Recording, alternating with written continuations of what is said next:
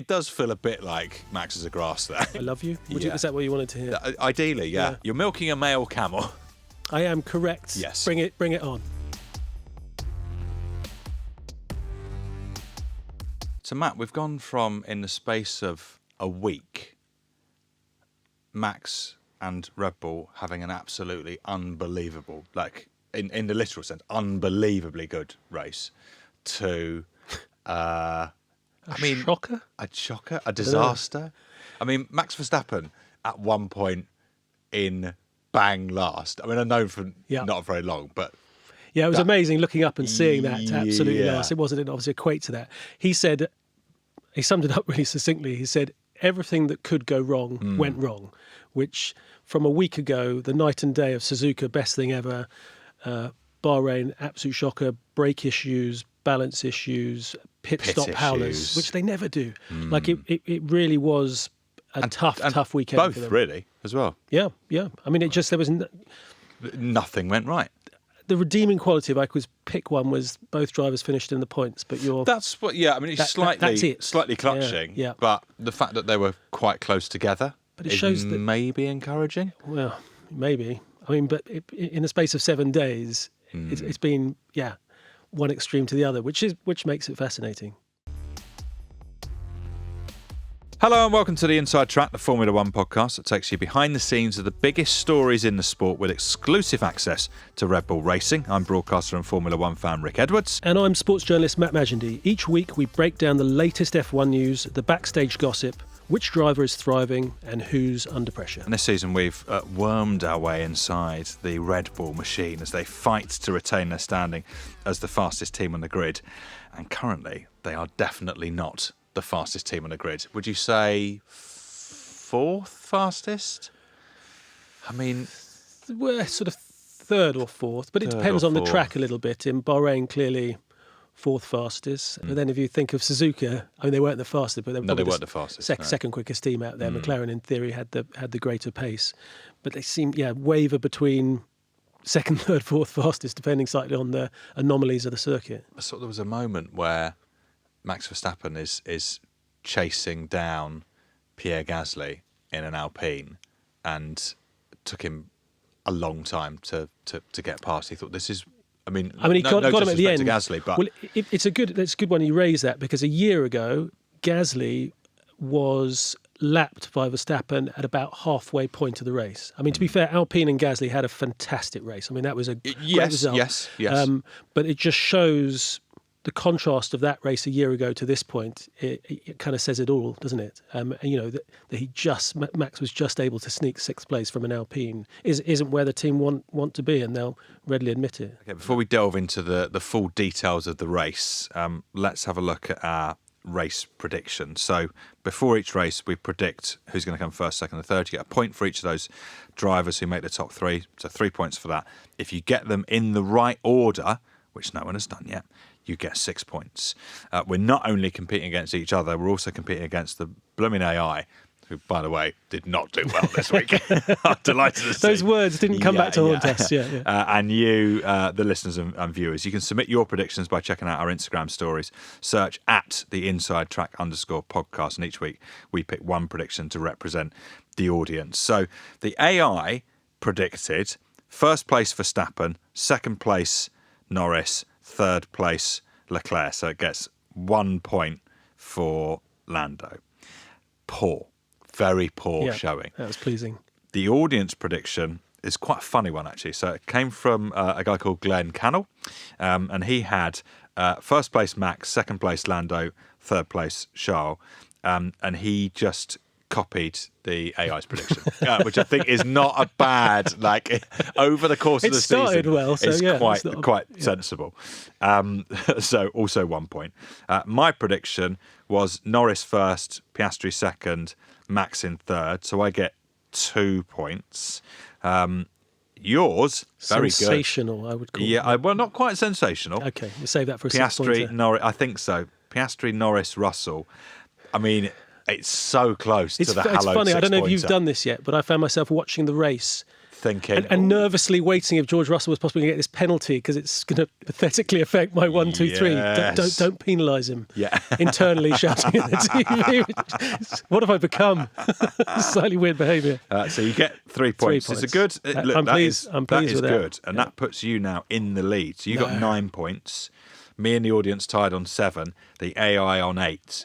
Now, obviously, I want to do well here, but my main thing is I want someone to beat the AI. So I'm happy that you now have your nose in front, and it also says to me that the AI is sort of just making it up. I think the AI's got lucky. Not that I'm not just making it up, but I don't think it knows what it's talking about. No, I think that's probably... Well, the fact it leaves out Piastri every single time. Yeah. But I think he's possibly the quickest driver. Yeah, I mean, looks like it.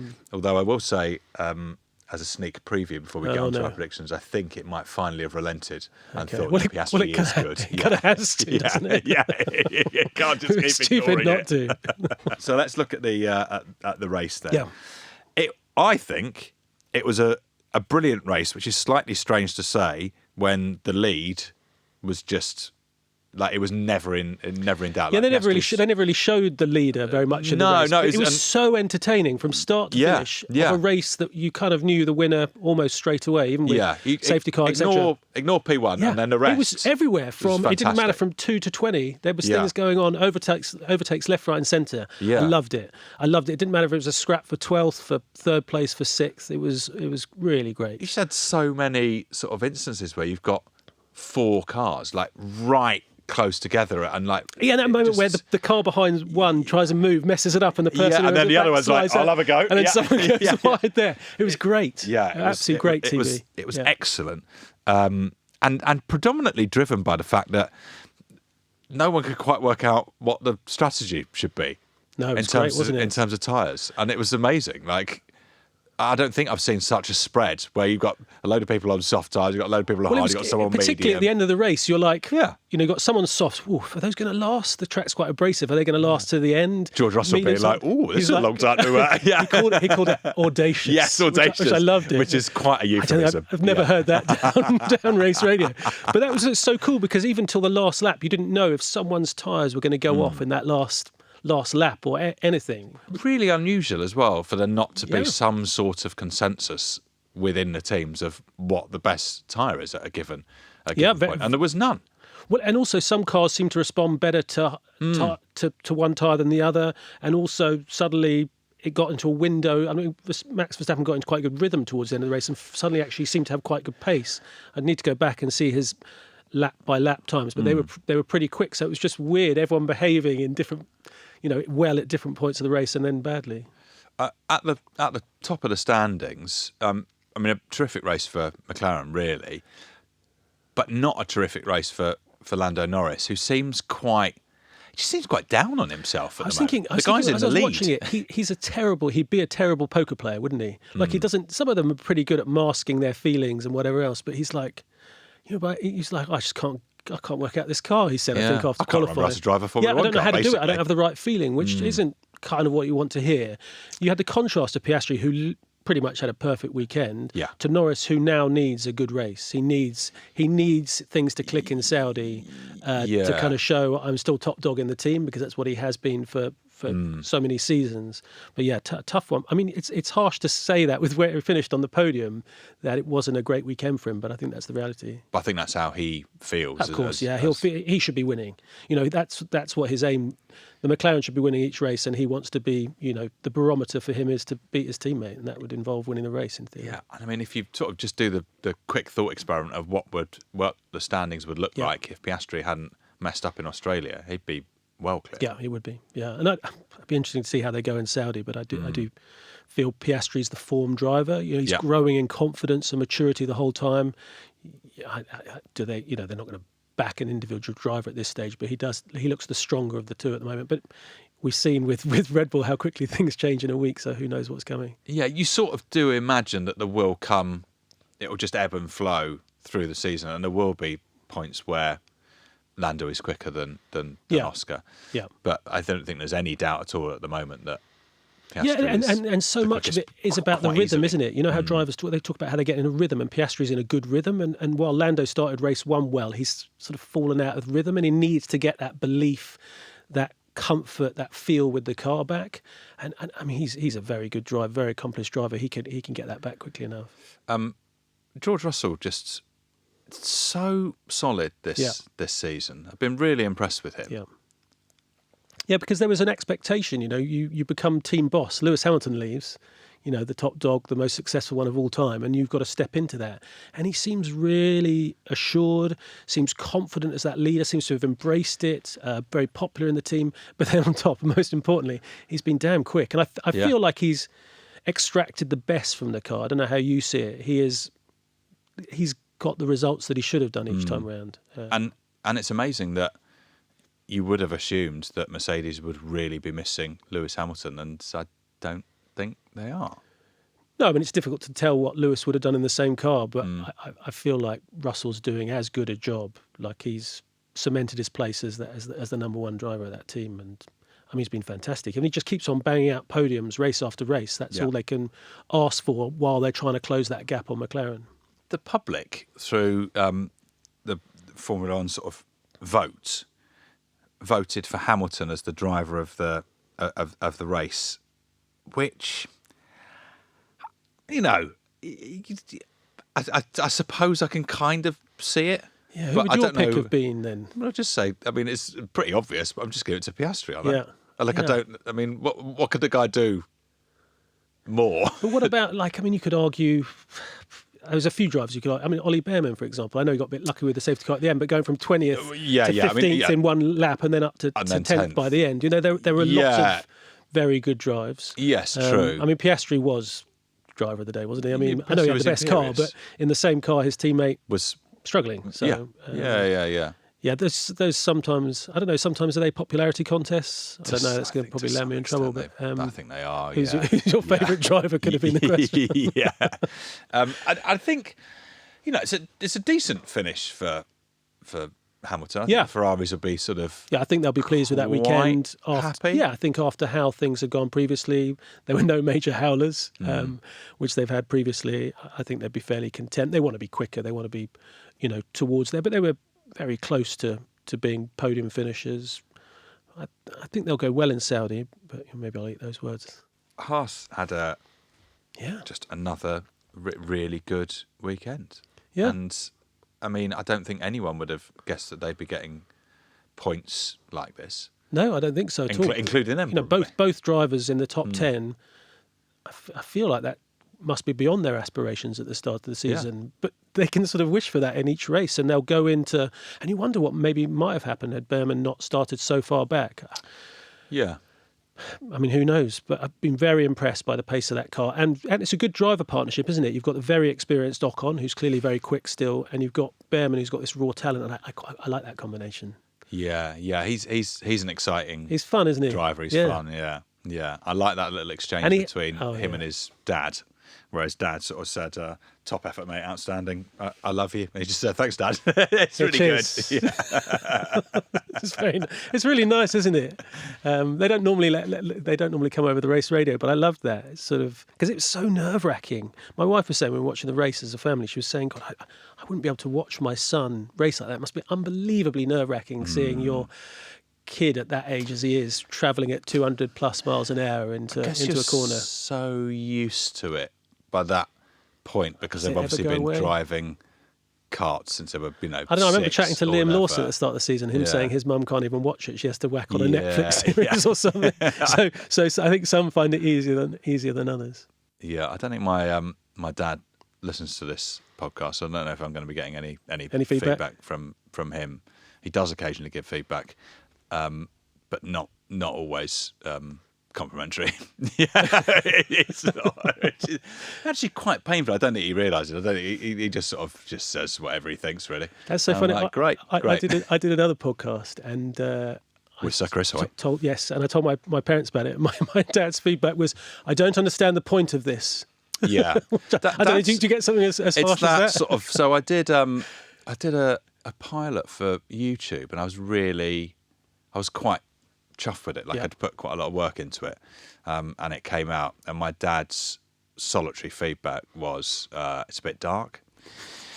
And I was like, okay, Any plus points, nothing. Just a bit dark now. I find it quite hard to watch. It's too dark. It's good. They're good critics, though. You sort of need that. I'd quite like that. I love you. Yeah, really loved your YouTube pilot. I love you. Is that what you wanted to hear? Ideally, yeah. I'd love to hear that. Okay. I don't. Again, he's not listening to this, so we'll get them onto this and get some. We'll read their very honest feedback. Well, the thing is, they're Formula One fans, so in theory, my mum and dad should both have some feedback. But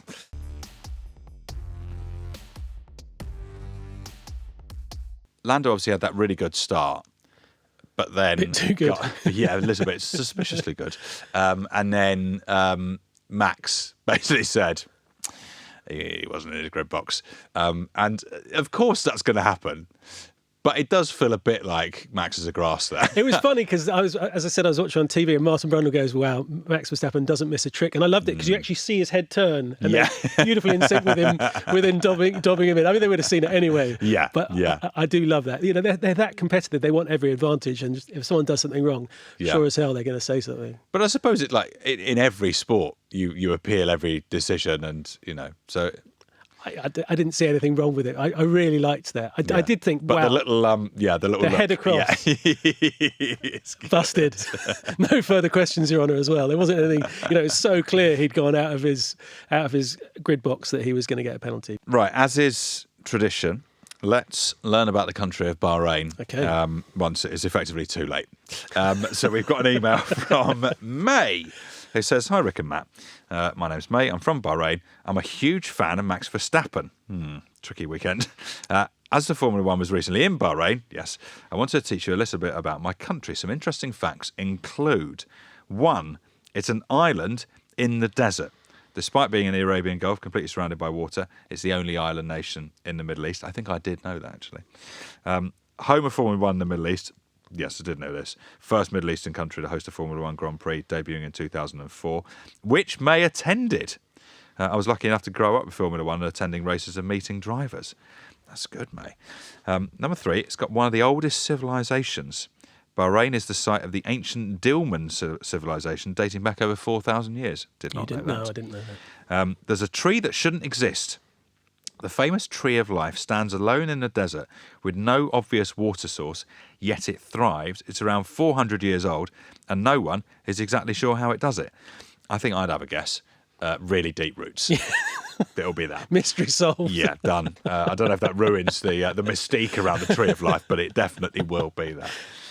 The food is a melting pot. Bahrain's cuisine blends Arab, Persian, Indian, and Mediterranean influences. Dishes like... mashbouz, no pronunciation guide from May, unfortunately. Spiced rice with meat or fish, sounds nice. Yeah. And sambusa, like samosas, are local favourites. The food is so delicious.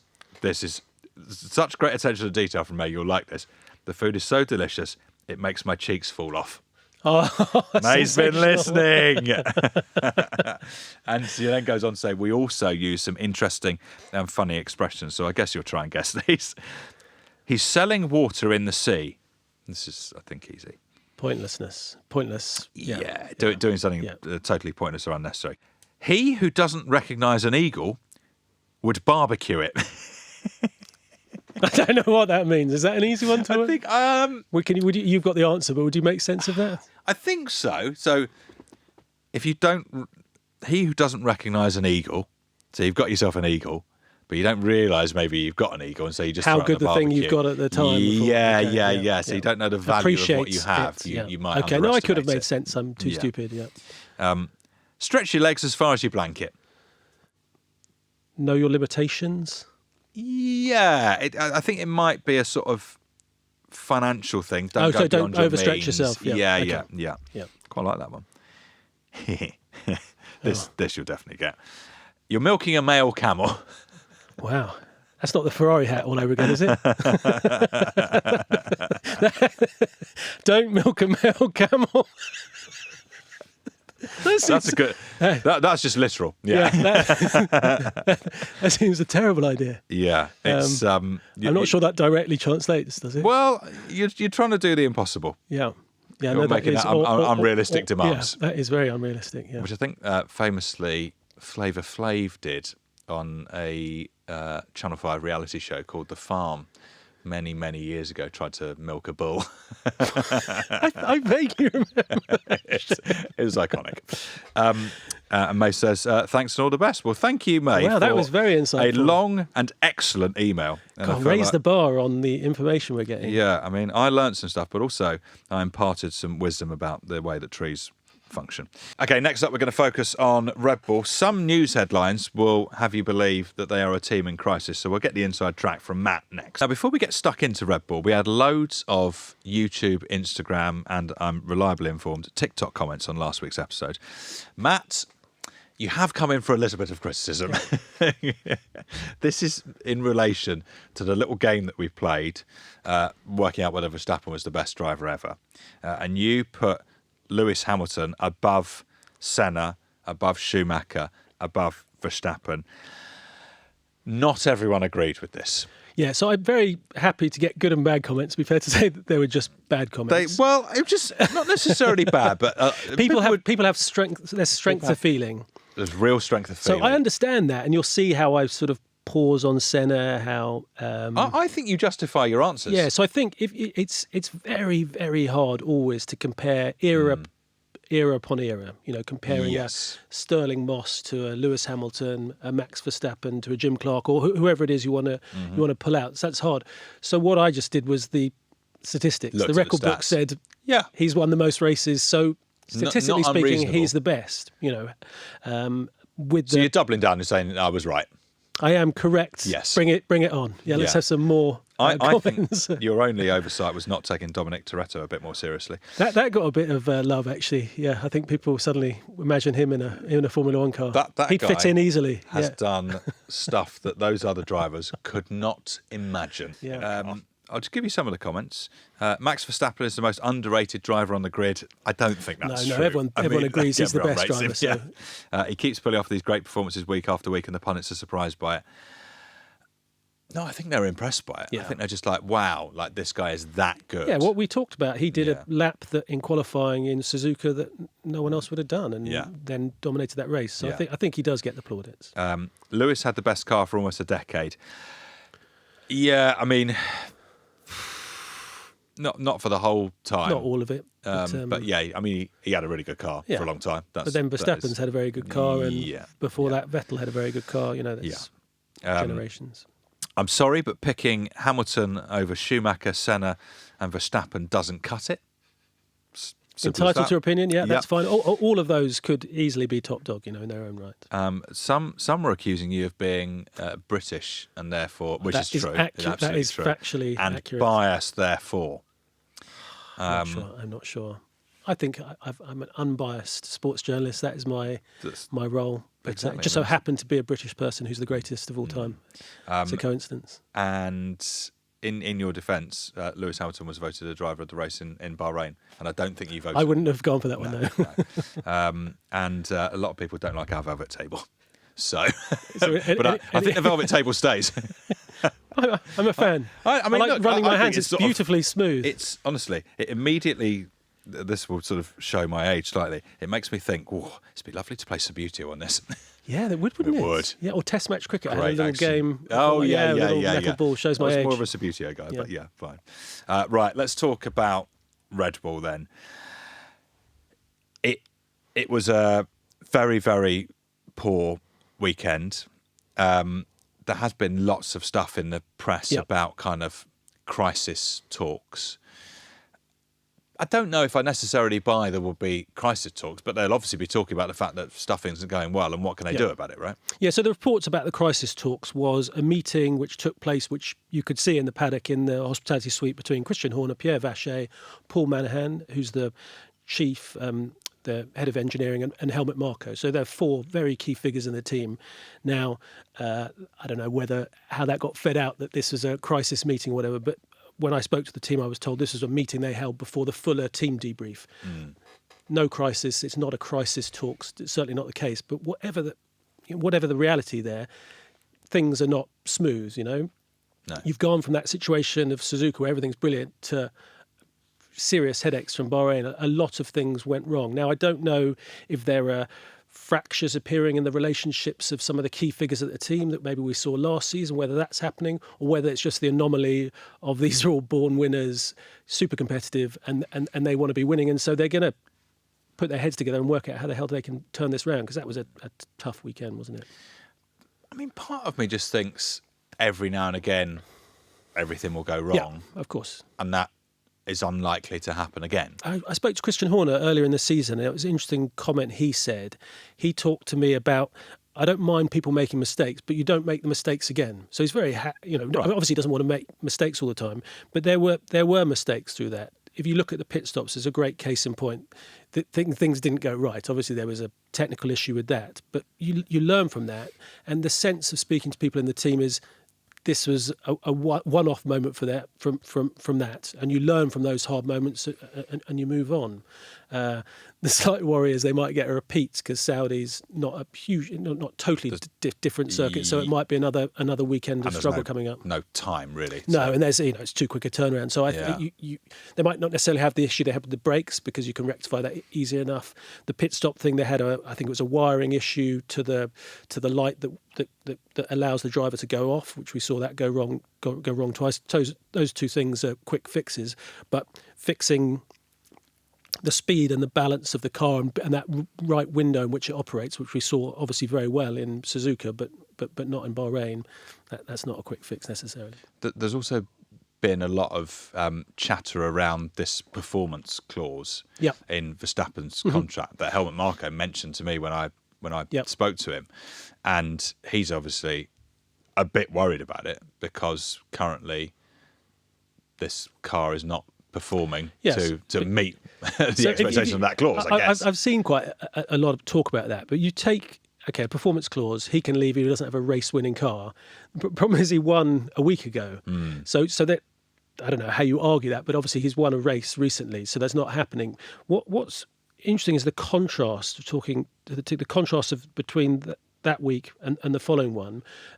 Dutch media were being briefed by the Verstappen camp that he was a happy camper after Suzuka, very loyal, staying put. And then suddenly you've got this moment of Helmut Marko twice doing one interview and saying it, and then a second time, I think, to Sky Germany saying, very worried about him leaving. Now, I don't know what's going on there exactly. Is that, as I said, the sort of fissures opening up between key players, or is he just being honest in that moment? We've got the greatest driver, we've got the quickest guy on the grid, and if we don't sort this stuff out, he's going to go. That is just the reality. And, it's true, isn't it? Helmut Marko, like an interview with you, he doesn't mess around. He speaks very directly. But the thing with him is he's not a guy who just trots out the party line. He's not a people pleaser, and he's not going to do as he's told. So. No, I don't think you can say to him, well, Helmut, obviously, just a load of flannel here, please. But the problem is they live it. It's sort of like a glass cage, and we're all able to see this sort of Red Bull implosion at moments when it does happen so publicly, which makes it very entertaining and makes them a very compelling team.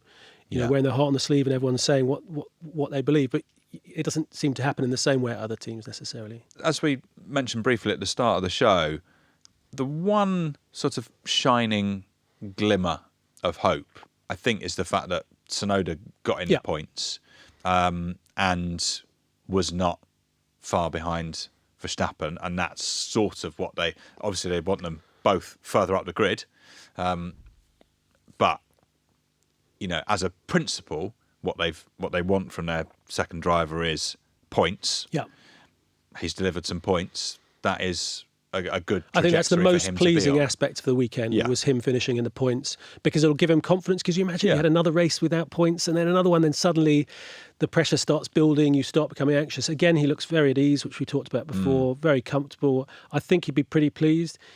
He'd be honest enough to say he maybe should have finished even higher, but the fact he's only a few places and not a great deficit in time to Verstappen is impressive. Yeah, because actually it would have been easier with this race had he finished outside the points to say, but look, I mean, even Max is struggling. Yes.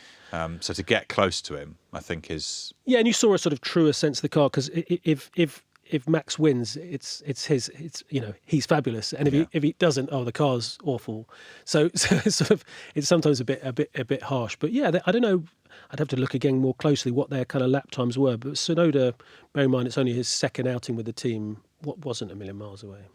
Are we due any upgrades from Red Bull? Do we know when we're going to see they've any? they've had some, but they've talked about more coming. Whether they come for Miami or Spain, Imola, that's unclear. But they know they need to do some changes. I think they know what the problems are with the car, but Do they? Yeah, essentially they know the issue they're having, but they can't solve it. So almost the bigger problem is the simulations they run and what they're seeing in the wind tunnel and the things they think how they change it does not correlate to what the reality is on track. Right, let's have a quick look ahead to the next race. So it's Sunday the 20th in Saudi. We'll obviously learn all about Saudi Arabia next week when it's too late. What are you expecting from Saudi? I mean, it's probably a bit more of the same, isn't it? Yeah, I think it is exactly that. There's not going to be, as you talked about, there's not time to make great changes. So I don't think it's going to be hugely different. I think the McLarens will be the team to beat again. It'd be interesting to see how Ferrari and Mercedes, how they match up. I think the Ferraris are looking better. They could have a good weekend potentially. They tend to go well there. And another probably difficult weekend for Red Bull. But is it going to be a difficult weekend of 6th, 7th, or is it a difficult weekend where they somehow pull out a third place or whatever? And we still don't know if there's all sorts of. We haven't had track chaos so much, but anything can happen. You know. I'd bite your hand off for another race like the weekend just gone, though. I'd love it. I mean, that was just great. That's exactly what you want. It was just. I remember getting frustrated watching the TV because they were showing one bit, but I wanted to see the other bit, and they'd have to have little pop-up windows of showing overtaking happening left, right, and centre. In itself tells a story because it's not often with and I love Formula One, but it's not often where there were two or three things happening at the same time. Lots of things happening and simultaneously. I found myself frustrated watching it, that I couldn't see it all, and I think that's the best thing you can say about that race, how much action there was happening. And basically, Piastri just in his own little box. Yeah, basically nothing's happening there. He's really good. He's going to win it. Don't worry about that. I'm not even sure they properly showed him cross the line from memory. I remember thinking that was it. Like he was just in a little inset shot rather than actually, or maybe they showed him in the last second. I think it was a little box, which I don't think I've ever seen, but it tells the story. Slightly disrespectful, but you know. I thought you need to see the winner on the proper footage. The winner crossing the line first.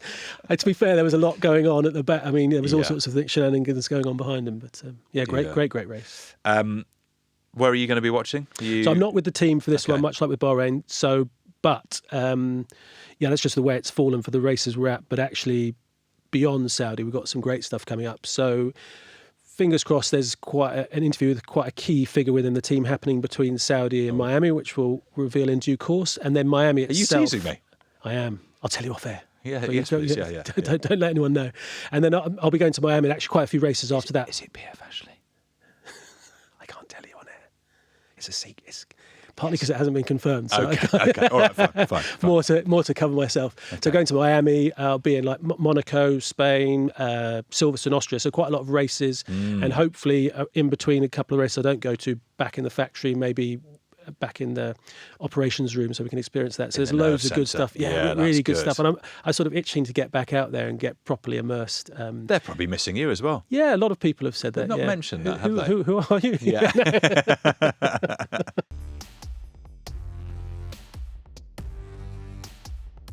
All right, let's do our predictions then.